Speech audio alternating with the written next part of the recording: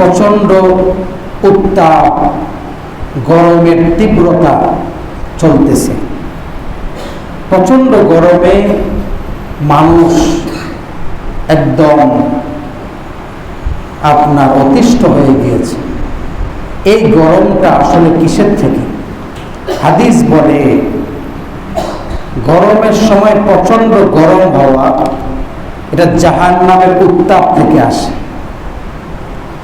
তিনটা বিষয়, তিনটা গরম যেটা মূলত জাহান্নামের কথা স্মরণ করিয়ে দেয়। একটা হলো গ্রীষ্মকালে আবহাওয়ার গরম। নবীজি বলেন ইন্না শিদ্দাতাল হাররি মিন ফাইহি জাহান্নাম। প্রচণ্ড উত্তাপ হওয়া, গরম হওয়া, এটা জাহান্নামের উত্তাপ থেকে আসে। আরেকটা হলো জ্বরের গরম। জ্বর অবস্থায় শরীরে যে উত্তাপ থাকে এটাও জাহান্নামের তীব্রতা থেকে। আল হুম্মা মিন ফাইহি জাহান্নাম, জ্বরের গরম এটাও জাহান্নামের উত্তাপ থেকে আসে। আরেকটা হলো আগুনের গরম, এটাও আমাদেরকে জাহান্নামের কথা স্মরণ করিয়ে দেয়। যেই দুনিয়ার আগুনের ব্যাপারে নবীজি বলেছেন নারুকুম হাদিহি আল্লাতী ইউকিদু ইবনু আদম জুজউম মিন 70 জুজআম মিন হাররি জাহান্নাম। যে দুনিয়ার এই আগুন যেটার উত্তাপ তোমরা সহ্য করতে পারো না, এই দুনিয়ার আগুনের উত্তাপ এটা জাহান্নামের আগুনের তুলনায় 70 ভাগের 1 ভাগ মাত্র। তার মানে এই জাহান্নামের আগুনের যে উত্তাপ এটা দুনিয়ার আগুনের উত্তাপের চেয়ে আরো 69 গুণ বেশি উত্তাপ তার মধ্যে আছে। আল্লাহ আমাদেরকে হেফাজত করেন, আমিন। হাদিসে পাকের মধ্যে এসেছে হযরত আবু হুরায়রা রাদিয়াল্লাহু আনহু থেকে বর্ণিত ইশতাকাতিন নারু ইলা রাব্বিহা। একবার জাহান্নামের আগুন আল্লাহর কাছে অভিযোগ করল, আকালা বা'দি বা'দা, যে আল্লাহ জাহান্নামের যে আগুন এটার এক অংশ আরেক অংশকে খেয়ে ফেলতেছে। উত্তাপের চোটে জাহান্নামের এক অংশ আরেক অংশকে খেয়ে ফেলতেছে। তখন আল্লাহ তাআলা অনুমতি দিলেন, ফাআদিনা লাহা বিনাফাসাইন, জাহান্নামের আগুনকে, জাহান্নামকে অনুমতি দিলেন 2টা শ্বাস ছাড়ার জন্য। জাহান্নামের তো 2টা অংশ মৌলিকভাবে, একটা হলো প্রচন্ড গরম আগুন, আরেকটা হলো প্রচন্ড ঠান্ডা শীত। 2 অংশ থেকে বছরে 2টা শ্বাস ছাড়ার অনুমতি দিলেন। নাফাসিন ফিস শীতা ও নাফাসিন ফিস সাইফ, যে শীতকালে একটা শ্বাস ছাড়বে, গরমকালে আরেকটা শ্বাস ছাড়বে। গরমকালে যখন এই জাহান্নাম শ্বাস ছাড়ে তো গরম অনেক বেড়ে যায়, গরমের তীব্রতা অনেক বেড়ে যায়। আর শীতের সময় যখন জাহান্নাম শ্বাস ছাড়ে তখন শীত অনেক বেড়ে যায়। তো যখন এই তীব্রতা চলছে তখন আমাদের স্মরণ করা উচিত, আমাদের উপদেশ গ্রহণ করা উচিত যে যদি এই দুনিয়ার এই গরমের তীব্রতাই আমি সহ্য করতে না পারি তো জাহান্নামের গরমের তীব্রতা কেমনে সহ্য করব? এর থেকে আমাকে নসিহত গ্রহণ করতে হবে। যে জাহান্নামের ব্যাপারে আল্লাহ তাআলা বলেছেন ওয়া আম্মা মান খাফফাত মাওয়াজিনু ফাউম্মুহু হাওিয়া, যার মিজানের পাল্লা হালকা হয়ে যাবে, যার ওজন হালকা হয়ে যাবে, ফাউম্মুহু হাওিয়া, তার ঠিকানা হবে হাওিয়া। আল্লাহ তাআলা নবীকে জিজ্ঞাসা করছেন ওমা আদরাকা মা হিয়া, হাওিয়া নামক এই জায়গাটা কি জানো? আল্লাহ তাআলা নিজেই ব্যাখ্যা করছেন নারুন হামিয়া, এটা হলো জাহান্নাম, যে জাহান্নামের আগুন হবে প্রচন্ড উত্তাপপূর্ণ, প্রচন্ড আগুনে পরিপূর্ণ, যার উত্তাপ সহ্য করবার মতো নয়। যেই আগুনটা মানুষকে শুধু তার চামড়া আর গোশত পুড়িয়ে ক্ষান্ত করবে না, বরং এর কিছু পরেই হুমাজার মধ্যে আল্লাহ বলছেন নারুল্লাহিল মুকাদা আল্লাতী তাত্তালিউ আলাল আফইদা, জাহান্নামের প্রজ্বলিত আগুন, সেটা শুধু চামড়া আর গোশত নয়, বরং একেবারে তোমাদের কলিজা, তোমাদের হাড়ে গিয়ে সেই আগুন আঘাত করবে। নাউযুবিল্লাহ। নারুল্লাহিল মুকাদা, পুড়তে থাকবে, পুড়তে থাকবে। এই পুরার কারণে জাহান্নামে কি মরে যাবে? না, মরবে না। লা ইয়ামুতু ফিহা ওয়ালা ইয়াহইয়া, সেখানে মরণ নাই, মরবেও না, বাঁচবেও না, এমন একটা অবস্থা। পূর্বে আবার আল্লাহ তাআলা নতুন চামড়া দিবেন, আবার গোশত দিবেন, তো জাহান্নামের আগুন আবার পুড়তে থাকবে। সেই কথাও আল্লাহ বলেছেন কুল্লামা নাযিজাত জুলুদুহুম বাদদালনাহুম জুলুদান গায়রাহা লিয়াযুকুল আযাব। জাহান্নামের আগুন চামড়া পড়বে, গোশত পড়বে, মানুষকে পোড়াতে থাকবে, মরবে না, বরং আল্লাহ পাক আবার চামড়া দিবেন, আবার গোশত দিবেন, আবার তার দেহের অবয়ব নতুন ভাবে হবে, আবার জাহান্নামের আগুন তাকে পড়তে থাকবে, পড়তেই থাকবে। নাউযুবিল্লাহ। তো এই উত্তাপ থেকে আমাদেরকে শিক্ষা গ্রহণ করতে হবে। যেই জাহান্নামের আগুন আল্লাহ পাক প্রজ্বলিত করেছেন, যে কথা ইবনে মাজাহ শরীফে আবু হুরায়রা রাদিয়াল্লাহু আনহু থেকে বর্ণিত হয়েছে হাদিস, নবীজি বলেন উকিদাতিন নার আলফা সানাতিন, উকিদাতিন নার আলফা সানাতিন ফাবিয়াদ্দা। আল্লাহ তাআলা জাহান্নামের আগুনকে প্রথমে 1000 বছর জ্বালিয়েছেন। কত বছর? 1 বছর, 2 বছর, 100 বছর না, 1000 বছর জ্বালিয়েছেন। জ্বালানোর পরে সেই আগুনটা ফাবিয়াদ্দা, সাদা রং ধারণ করেছে, সাদা হয়েছে। সুম্মা উকিদাত আলফা সানাতিন ফাহমাররা, এরপরে আবার 1000 বছর জ্বালিয়েছেন, এরপরে সেই আগুন লাল হয়েছে। সুম্মা উকিদাত আলফা সানাতিন ফাসওয়াদ্দা, এরপরে আবার 1000 বছর এটাকে জ্বালানোর পরে এরপরে সেই আগুনটা কালো হয়েছে। 3000 বছর লাগাতার জ্বালানোর পরে আগুন কালো হয়েছে, তীব্র থেকে তীব্র হয়েছে সেই আগুন। এই আগুনটার কথাই নবীজি বলেছেন যে এটা দুনিয়ার আগুনের চেয়ে 70 গুণ আরো বেশি উত্তাপপূর্ণ। সাহাবী বললেন ইয়া রাসূলুল্লাহ, শাস্তি দিতে হলে দুনিয়ার আগুনই তো যথেষ্ট ছিল, দুনিয়ার আগুন এটাই তো শাস্তির জন্য যথেষ্ট ছিল, এর চেয়ে আরো মারাত্মক আগুন কেন দরকার ছিল? নবীজি বললেন যে আল্লাহ পাক জাহান্নামীকে কঠিন শাস্তি দেওয়ার জন্য আল্লাহ পাক এর চেয়ে আরো 69 গুণ বেশি উত্তাপপূর্ণ এই আগুন তৈরি করলেন জাহান্নামীকে ভালোভাবে শাস্তি দেওয়ার জন্য। নাউযুবিল্লাহ। আমার ভাইরা, এই আগুন, জাহান্নামের আগুন, জাহান্নামের গভীরতা কত বেশি হাদিসের মধ্যে এসেছে। আবু হুরায়রা রাদিয়াল্লাহু আনহু থেকে বর্ণিত হাদিস, তিনি বলেন একবার আমরা সাহাবায়ে কেরাম নবীজির পাশে বসা, নবীজি হঠাৎ প্রচন্ড একটা আওয়াজ শুনলেন, যেন উপর থেকে কোনো একটা জিনিস পড়েছে। উপর থেকে কোনো জিনিস পড়লে যেমন আওয়াজ হয়, এবং প্রচন্ড রকমের একটা আওয়াজ শুনতে পেলেন। শোনার পরে নবীজি বললেন আতাদরুনা মা হাযা, তোমরা কি বলতে পারো এই আওয়াজটা কিসের? সাহাবায়ে কেরাম বললেন আল্লাহু ওয়া রাসূলুহু আ'লাম, আমরা জানি না ইয়া রাসূলুল্লাহ, আল্লাহ এবং তার রাসূলই এই সম্পর্কে ভালো জানেন। তখন নবীজি বললেন শোনো, আজ থেকে 70 বছর আগে জাহান্নামে একটা পাথর ফেলা হয়েছে। এই পাথরটা 70 বছর আগের থেকে পড়তে পড়তে পড়তে পড়তে পড়তে পড়তে এখন এসে 70 বছর যখন শেষ হয়েছে, তো এটা জাহান্নামের তলায় এসে লেগেছে। লাগার এই আওয়াজটা এখন আমরা শুনতে পেলাম। জাহান্নামের সেই গভীরতা চিন্তা করুন, কত বেশি, কত বেশি এই গভীরতা। এটার মধ্যে শুধু উত্তাপ আর উত্তাপ। আল্লাহ পাক কোরআনে বলেছেন ওয়াকুদুহান নাস ওয়াল হিজারা, যে আগুনের মধ্যে, যে জাহান্নামের আগুনের মধ্যে থাকবে শুধু পাথর আর মানুষ। সেটার মধ্যে মানুষ আর পাথরই থাকবে। সেই পাথরটা কেমন সেটার ব্যাখ্যা এসেছে তাফসীরে ইবনে কাবীরের মধ্যে, যে হিয়াল হিজারা আল আযীমা আল মুনতিনা আস-সালবা, শক্ত দুর্গন্ধযুক্ত একটা পাথর।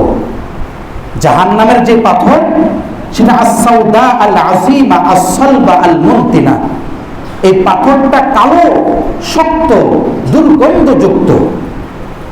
আর এই পাথরটা জাহান্নামের আগুনে যখন জ্বলবে তো এটার গরম তীব্রতা শুধু বাড়তে থাকবে, বাড়তে থাকবে। তো মানুষের সাথে মানুষ পড়বে কিসের মধ্যে?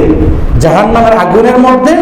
আর এই মানুষগুলোর সাথে লাকড়ি হিসাবে আরো যা থাকবে, পাথর থাকবে, ওই পাথরটা জাহান্নামের আগুনে আরো গরম হইতে থাকবে। এই পাথর একমাত্র হবে জাহান্নামের সঙ্গী। নাউযুবিল্লাহ। আমার ভাইরা, এই আগুনটা, এই তীব্রতা, গরমের এই তীব্রতা, প্রচন্ডতা আমাদেরকে নসিহত করে, আমাদেরকে ডাক দিয়ে যেন বলে যায়, ও দুনিয়ার মানুষ সাবধান হও। এই তীব্রতা তো তেমন তীব্রতা নয়, এই গরমের উত্তাপ তো তেমন উত্তাপ নয়। তুমি জাহান্নামের উত্তাপ থেকে বাঁচার জন্য তুমি শিক্ষা গ্রহণ করো, সেই আগুন থেকে বাঁচো। ইয়া আইয়ুহাল্লাযীনা আমানু কু আনফুসাকুম ওয়া আহলিকুম নারা, নিজে এবং পরিবারকে জাহান্নামের মারাত্মকতম শাস্তি থেকে, আগুন থেকে নিজেকে বাঁচাও, এর থেকে বাঁচাও। এই ডাক, এই শিক্ষা আমাদেরকে এই গরমের তীব্রতা দিয়ে যায়। আমার ভাইয়েরা, এই তীব্রতা যে জাহান্নাম থেকে আসলো, আসারও তো কারণ আছে। শাস্তি আমাদের মধ্যে যে আসে, যে কোনো বিপদ যে আসে এমনি এমনি আসে না, তাই না? কিসের কারণে আসে? পাপের কারণে, গুনাহের কারণে। আল্লাহ বলেন, ওয়ালা নুযীকান্নাহুম মিনাল আযাবিল আদনা দুনাল আযাবিল আকবার, তোমাদেরকে মাঝে মাঝে লঘু শাস্তি দেই, হালকা শাস্তি দেই। বড় শাস্তির আগে যে শাস্তি কবরে অপেক্ষা করছে, হাসরে জাহান্নামে যে শাস্তি আছে, সেই শাস্তির পূর্বে দুনিয়াতে কিছু শাস্তি তোমাদেরকে দেই। মিনাল আযাবিল আদনা দুনাল আযাবিল আকবার লাআল্লাহুম ইয়ারজিউন, যেন তোমরা ফিরে আসো। এত গরম, এর মধ্যেও কি আমরা শিক্ষা গ্রহণ করেছি? আমাদের গুনাহ কি কমেছে? আমাদের জুলুম, মানুষের উপর অত্যাচার কমেছে? অশ্লীলতা, বেহায়াপনা কমেছে? ব্যভিচার কমেছে?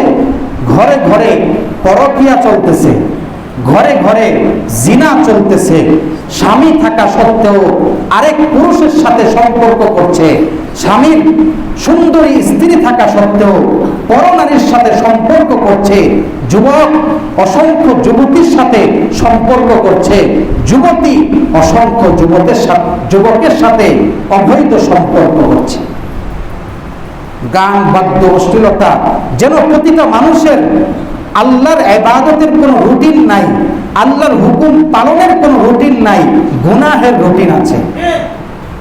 মাগরিবের পর থেকে এশা পর্যন্ত এই গুনাহটা করতে হবে, এশার পর থেকে ঘুমানোর আগ পর্যন্ত টিভিতে এই চ্যানেল দেখতে হবে, আমার সকালে এই গুনাহ করতে হবে, দুপুরে এই গুনাহ করতে হবে, বিকালে এই গুনাহ করতে হবে। গুনাহের রুটিন আছে, আল্লাহর হুকুম পালনের কিন্তু রুটিন নাই। কি বলেন, ঠিক কি না? এই তো আমাদের অবস্থা। এই শাস্তি আসছে আমাদেরকে আল্লাহ এই নাফরমানি থেকে ফিরে আসার জন্য, কিন্তু শিক্ষা গ্রহণ করছেন। এর মধ্যে গুনাহ চলতেছে, অনেক গুনাহ চলতেছে, মানুষের উপর অত্যাচার চলছে, জুলুম অনাচার চলতেছে। যাহারাল ফাসাদু ফিল বাররি ওয়াল বাহর বিমা কাসাবাত আইদিন নাস, অনেকেই আয়াতটা আপনারা জানেন। জলে স্থলে যত বিপদ ছড়িয়ে পড়ে, যত বিপর্যয় ছড়িয়ে পড়ে, এটা মানুষের হাতের কামাই, মানুষের গুনাহের কারণে, মানুষের অন্যায়ের কারণে এই বিপর্যয়গুলো আসে। আল্লাহ তাআলা আরেক জায়গায় সূরা শুরার মধ্যে বলেছেন, ওয়ামা আসাবাকুম মিন মুসিবা ফাবিমা কাসাবাত আইদিকুম, যে যত বিপদ আসে তোমাদের হাতের অর্জনের কারণে, গুনাহের কারণে। ওয়াফু আন কাসীর, আর অনেক গুনাহ অন্যায় তো আল্লাহ এমনি মাফ করে দেন। সব অপরাধের কারণে যদি শাস্তি দিতেন তাহলে তো দুনিয়ার কেউ আমরা থাকতেই পারতাম না। আমার ভাইরা, এজন্য অন্যায় কাজ থেকে ফিরে আসি, নামাজ ঠিক মতো পড়ি, নাফরমানি ছেড়ে দেই। যে কোনো অবস্থায় মৃত্যুর ডাক আসতে পারে। এই গরমের তীব্রতা, এটা কি আর তীব্রতা থেকে বাঁচার জন্য এসি লাগিয়েছি, হ্যাঁ, তারপরে বিভিন্ন উপকরণ আমরা রাখছি যেন গরম এর তীব্রতা থেকে বাঁচতে পারি। কিন্তু মনে রাখতে হবে, কবরে এই সমস্ত উপকরণ পাওয়া যাবে না। আল্লাহর পক্ষ থেকে যদি শান্তির উপকরণ না দেওয়া হয়, কবরবাসীকে যদি শান্তির ব্যবস্থা না করা হয়, দুনিয়ার কেউ তাকে শান্তি দিতে পারবে না, কেউ তাকে শান্তি দিতে পারবে না।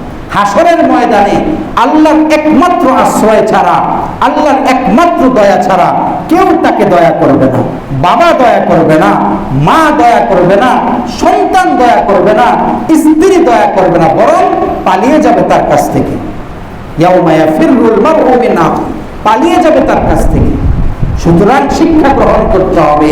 এটাই সহ্য করতে পারি না, কিভাবে জাহান্নামের আগুন সহ্য করব? সুতরাং আমাকে নাফরমানি থেকে ফিরতে হবে, আল্লাহর হুকুম পালন করতে হবে। এর মধ্যে সফলতা। দুনিয়ার কোনো মানুষ এই কথা বলতে পারবে না, অন্যায় করছি, জুলুম করছি, এর দ্বারা আমি শান্তি পাচ্ছি। দুনিয়াতে এই কথাও কেউ বলতে পারবে না। দুনিয়াতে অন্যায় করে যে সেও যে শান্তিতে থাকে, বিষয়টা এমন না। দুনিয়াতেও তাকে আল্লাহ মানসিক শান্তি দিবেন না, মানসিক শান্তি দিবেন। আল্লাহ তাআলা সহি বুঝার আমাদেরকে তৌফিক দান করেন। আমার ভাইয়েরা, প্রচন্ড এই তীব্র গরমের মধ্যে আমাদের কিছু করণীয় আছে। ঘড়িটা ঠিক আছে? ঘড়ির টাইম ঠিক আছে? জি। এই প্রচন্ড গরমের মধ্যে আমাদের কিছু করণীয় আছে। এক নম্বর করণীয় হলো আমাদেরকে রোজা রাখা। রোজা রাখাটা এই গরমে কষ্টকর, কিন্তু রাখতে পারলে সওয়াব পাবেন বেশি। কারণ হাদিসে এসেছে, ইন্না লাকা মিনাল আজরি কদরা নাসাবিকা ওয়া নাফাকাতিকা, যে তোমাকে সওয়াব দেওয়া হবে তোমার কষ্টের পরিমাণ অনুযায়ী। রোজার মধ্যে এখন কষ্ট বেশি হবে, সওয়াব বেশি পাওয়া যাবে। যদি পারেন রাখলে ভালো। এক তো হলো আপনি সওয়াব পাবেন বেশি, আরেক হলো এই রোজাটা এই জন্য রাখেন যে আল্লাহ গরমের তীব্রতা আপনি মেহেরবানি করে কমিয়ে দেন। রোজা রেখে আল্লাহর কাছে দোয়া করবেন, আল্লাহ আমরা তো অপরাধী, আমরা গুনাহ করেছি, অন্যায় করেছি, আল্লাহ মাফ করে দেন। তওবা করবেন, আল্লাহর কাছে মাফ চাবেন, সেই সঙ্গে মাফ চেয়ে তারপরে আল্লাহর কাছে এই গরমের তীব্রতা থেকে মুক্তি চাবেন। আল্লাহ আপনার অনেক মাখলুক যারা অন্যায় করে নাই, অনেক পশু পাখি তারা কষ্ট পাচ্ছে, মাসুম বাচ্চারা কষ্ট পাচ্ছে, আল্লাহ মেহেরবানি করে আপনি আবহাওয়াকে ঠান্ডা করে দেন, আপনি আপনার রহমতের বৃষ্টি দান করেন। রোজা রেখে তারপরে কি করা? দোয়া করা। বুঝতে পেরেছেন? এক নম্বর এটা আমাদের জন্য করণীয়।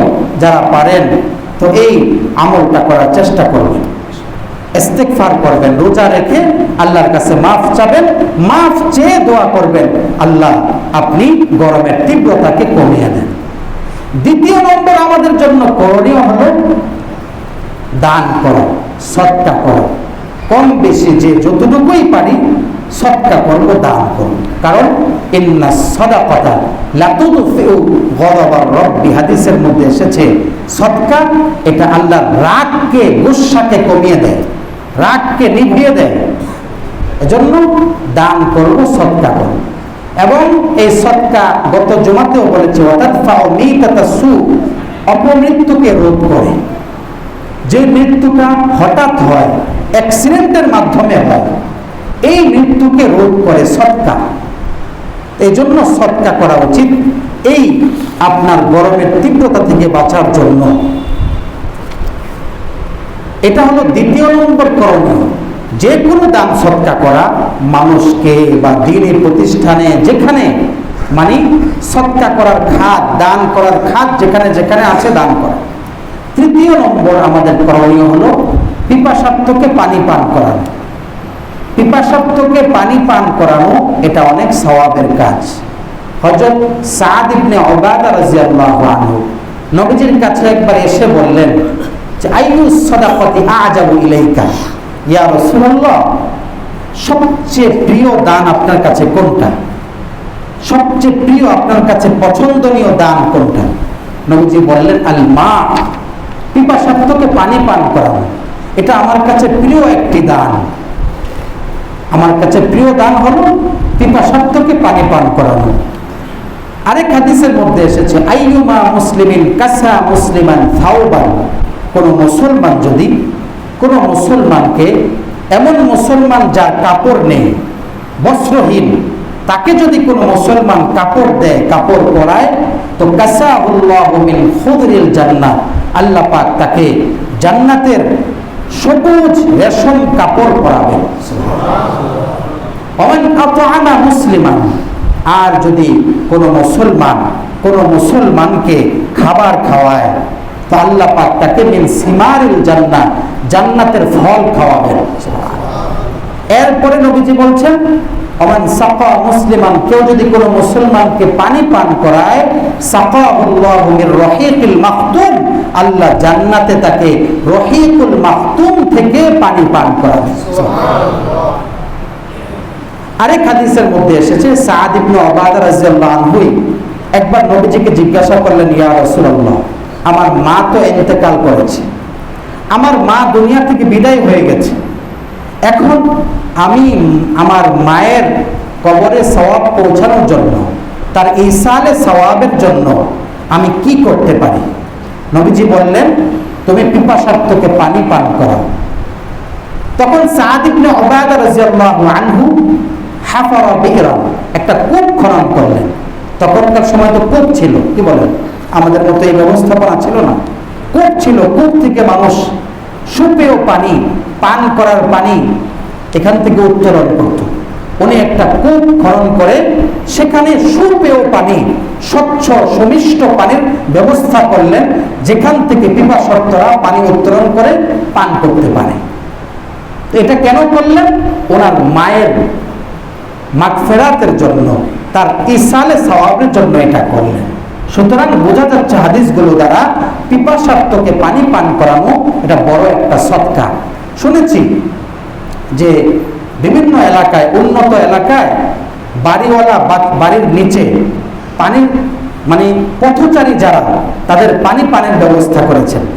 বাহিরে একটা দামি ফিল্টার বসিয়েছেন, ইলেকট্রনিক যেই ফিল্টারগুলো আছে বসিয়ে দিয়েছেন। এটা কেন? শুধুমাত্র যারা পথচারী তাদের পিপাসা নিবারণের জন্য। তা আমরাও এরকম বিভিন্ন ব্যবস্থা করতে পারি। আমি দোকানদার, তো আমি কিছু এরকম রাখলাম, লোক যারা রাস্তা দিয়ে হেঁটে যায়, কষ্ট পাচ্ছে, তাদেরকে মাঝে মধ্যে পানি এরকম আমি দিলাম, দানের উদ্দেশ্যে, আল্লাহকে সন্তুষ্ট করার জন্য। যে যেভাবেই পারি আমরা এই পানি পান করাবো পিপাসার্থকে। তো এটা এই গরমের সময়, হ্যাঁ, সেটা শুধু পানি হোক বা শরবত হোক বা যে কোনো ঠান্ডা পানীয় হতে পারে, যেটা পিপাসার্থকে তার পিপাসা নিবারণ করবে। পিপাসা নিবারণ হওয়ার পরে সে আল্লাহর কাছে আপনার জন্য দোয়া করবে। এই আমলটা করতে পারি। চতুর্থ নম্বর, এই গরমের তীব্রতায় আমরা কিছু ভুল কাজ করি। যেমন আমরা অনেক সময় গরমকে গালি দেই, বিভিন্ন কথা বলি, কেন এত গরম, এটা বিরক্ত ভাব নেই। যদি এরকম বলি যে আল্লাহ এই গরমটা কেন দিল, আমাদের কষ্ট হয়, কত মাখলুক আছে না, এই কথা যদি বলেন, এই কথাটা কার উপর যায়? বলেন আল্লাহর উপর যায়। অথবা এটা বললেন না, আপনি বিরক্ত ভাব নিলেন, বারবার এত গরম সহ্য করা যায় না, এটা বিরক্তি একটা ভাব, এটাও ঠিক না। হাদিসের মধ্যে এসেছে লা তালআনির রিহা, বাতাসকে গালি দিবা না, লানত করবা না, আবহাওয়াকে গালি দিবা না। কারণ ফাইন্নাহু মা'মুরাতুন, আল্লাহর দেয়া এই আবহাওয়া, এটা আল্লাহর পক্ষ থেকে আদিষ্ট। আল্লাহ যেভাবে দিয়েছেন সে সেভাবেই থাকে, তার কোনো নিজস্ব এখতিয়ার নাই। এজন্য গালি দেওয়া যাবে না, কিছু বলা যাবে না। হ্যাঁ, বরং এই অবস্থায় আমাদের করণীয় হলো সবর করা, ধৈর্য ধারণ করা। ধৈর্য ধারণ করলে আমার ভিতর থেকে যে একটা অস্থিরতা এটা দূর হবে, যে এটা আল্লাহর পক্ষ থেকে, আমাকে সবর করতে হবে, ধৈর্য ধারণ করতে হবে, আমাকে এরকম অস্থির হওয়া যাবে না। এই ধৈর্যের মনোভাব যখন অন্তরে আনবো, তখন অন্তর থেকে অস্থিরতাও দূর হবে, অন্তরের মধ্যে সবর ধৈর্য আসবে। হ্যাঁ, তো এটা হলো আল্লাহ তাআলার কাছে পছন্দনীয়। বিপদ যখন আসবে তখন মুমিন ধৈর্য ধরবে, অস্থির হবে না। আর নেয়ামত যখন আসবে সে শুকরিয়া আদায় করবে, এটা মুমিনের গুণ হবে। কথা বুঝতে পেরেছেন তো? আরেক হাদিসে এসেছে লা তাসুব্বুদ দাহরা, তোমরা যুগকে, জমানাকে গালি দিবা না। আমরা বলি না জমানাটাই খারাপ, আরে জমানা খারাপ হয়েছে না, আমরা খারাপ করছি। আমরা খারাপ করেছি জমানাকে, গুনাহ করতে করতে জমানাকে কারা খারাপ করেছে? আমরাই খারাপ করেছি। যুগের কোনো দোষ নাই। হাদিসের মধ্যে আসছে লা তাসুব্বুদ দাহরা, যুগকে গালি দিও না, আবহাওয়াকে গালি দিও না। নাউজুবিল্লাহ, এই কাজটা কিন্তু, এই গালিটাই, লাআনতটা সরাসরি আল্লাহর উপর পড়ে। যে এজন্য এই অবস্থায় আমাদের উচিত সবর করা, ধৈর্য ধারণ করা। ধৈর্য ধারণ করলে দেখবেন অস্থিরতা দূর হবে, আর এটার কারণে আল্লাহর পক্ষ থেকে আপনি জাযা এবং সওয়াব লাভ করবেন। সুবহানাল্লাহ। এরপরে আমাদের যেটা করণীয় সেটা হলো গাছ লাগানো। গাছ আমরা তো শহরে কেটে ফেলতেছি, গাছ কেটে কত বিল্ডিং করা যায়, বাড়ি ঘর করেন, ঠিক আছে, কিন্তু বাড়ি ঘরের আঙিনায় আশপাশে কিছু গাছও লাগান। এই গাছটা কি করবে? শীতল আবহাওয়া টেনে আনবে, ঠিক কিনা বলেন? যে এলাকায় গাছ আছে, প্রচন্ড রোদ হলেও ওই গাছের কারণে শীতল আবহাওয়া, শীতল বাতাস পাওয়া যায় কি যায় না বলেন? এজন্য গাছ লাগানো, হ্যাঁ, যতটুকু জায়গা আছে আপনার বাড়ির আঙিনায় একটা, দুইটা, চারটা, পাঁচটা গাছ লাগানো, এটা আমাদের উচিত। গাছ এটা আল্লাহ পাক আমাদেরকে দিয়েছেন, এক তো হলো ফলমূল লাভের জন্য, আরেক হলো এটা পৃথিবীর সৌন্দর্য এবং আবহাওয়াকে অনুকূলে রাখে এই গাছপালা। একদম এগুলো নিঃশেষ করে দেওয়া যাবে না, এই কাজটাও আমাদের করা উচিত।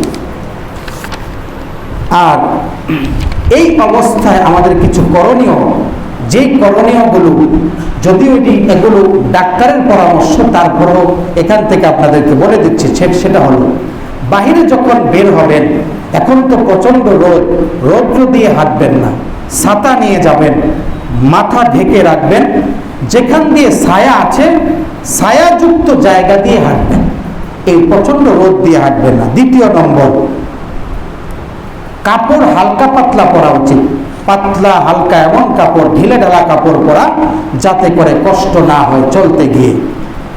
তারপরে এই অবস্থায় বেশি বেশি পানি, শরবত, স্যালাইন এগুলো পান করা। যে সমস্ত ফলের মধ্যে পানি আছে এবং আপনার লবণাক্ত জিনিস আছে, যেমন তরমুজ, তারপরে শসা, ঘিরা, হ্যাঁ, এভাবে কলা, এই সমস্ত খাবারগুলো মাঝে মধ্যে খাওয়া। শরবত, স্যালাইন, লেবুর শরবত এগুলো বেশি বেশি পান করা। মাঝে মাঝে শরীর মুছে দেওয়া, সকালে দুপুরে প্রচন্ড যখন ঘেমে যাচ্ছেন তখন কাপড় ভিজিয়ে, গামছা ভিজিয়ে, তোয়ালে ভিজিয়ে শরীরটা কি করা? বারবার মুছে দেওয়া। তবে বেশি অতিরিক্ত গোসল না করা, অতিরিক্ত গোসল করলে আবার রিয়াকশন হতে পারে। তো এই প্রচন্ড গরম অবস্থায় মাঝে মাঝে কাপড় ভিজিয়ে শরীরটা মুছে দেওয়া, এটাও আপনি করতে পারেন। মাঝে মধ্যে শরীরের মধ্যে গোসল না করে ঠান্ডা পানি চেহারায়, মাথায়, শরীরে একটু ছিটিয়ে দেওয়া, এর ঝাপটা নেওয়া, এর দ্বারা শরীরের যে তাপ এটা কমে যাবে। আর বাসাবাড়ির ভিতরে খেয়াল রাখা, বাসাবাড়ির ভিতরে মা বোনরা থাকে, বাচ্চারা থাকে, আপনি লক্ষ্য রাখবেন যে এর মধ্যে গরমের একটা ভাবসা এর মধ্যে আছে কিনা।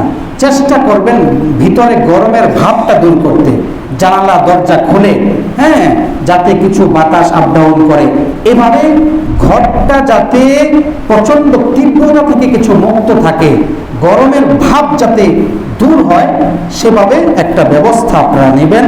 এভাবে কিছু পরামর্শ, যেগুলো ডাক্তারি পরামর্শ, তবুও এখান থেকে দিয়ে দিলাম। এভাবে চলা উচিত, সতর্ক থাকা উচিত। হাদিসের মধ্যে আসছে সব কাজের ক্ষেত্রে সতর্ক থাকতে হবে। একটা লোক বিপদে পড়েছে, সতর্ক ছিল না, সতর্ক না থেকে বিপদে পড়েছে। এখন নবীজির সামনে বলছে হাসবি আল্লাহ, দোয়া করতেছে হাসবি আল্লাহু লা ইলাহা হাসবুনাল্লাহু ওয়া নি'মাল ওয়াকিল। তখন নবীজি বললেন, আরে বেটা, দোয়া তো পড়তেছো ঠিক আছে, আগে সতর্ক থাকো। দোয়া করতে হবে, কিন্তু তুমি নিজেও বোকার মতো চলবা না, তোমার নিজের ব্যালেন্স ঠিক রাখতে হবে। আরেক হাদিসের মধ্যে আছে, চলতে থাকতেছো এরকম না, ইন্না লিজাসাদিকা আলাইকা হাক্কা ওয়া লিআইনিকা আলাইকা হাক্কা। তোমার শরীরের হক আছে, তোমার চোখের হক আছে, তোমার প্রতিটা শরীরের অঙ্গ প্রত্যঙ্গের হক আছে। এই শরীরগুলো যেন ঠিক থাকে সেইভাবে কাজকর্ম করবা। বাস করতেছো, শরীর কি অবস্থায় যাচ্ছে সেই খবর নাই না, শরীরের হক কি রাখতে হবে, ঠিক রাখতে হবে। আমার ভাইয়েরা, এই যা কিছু বললাম, আল্লাহ পাক আমাদেরকে আমল করার তৌফিক দান করেন। কি কি বললাম? 1 নম্বর,